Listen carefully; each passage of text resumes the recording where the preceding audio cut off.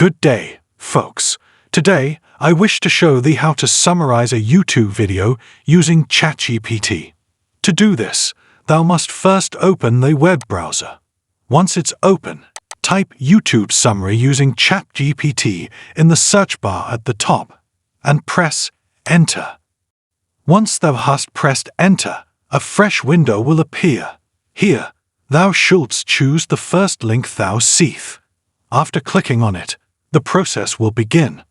When it begins, thou wilt find an extra tool on this page. Just click Add to Chrome. After clicking, it will take a little time to be ready. Now, let's go to the YouTube video thou wantest to make shorter. Our extra tool has been added, so we'll refresh the video page. It may take a little while to refresh. There you have it. Our page has been refreshed. Here, thou'll see that the extra tool has loaded. Next, click on this arrow. After clicking, thou'll see the entire story of the video. Our aim is to make it shorter, so click on this button. After clicking, a new tab will open and Chatgpt will start. It may take a little while to start. As thou canst see, it has now opened and started making it shorter.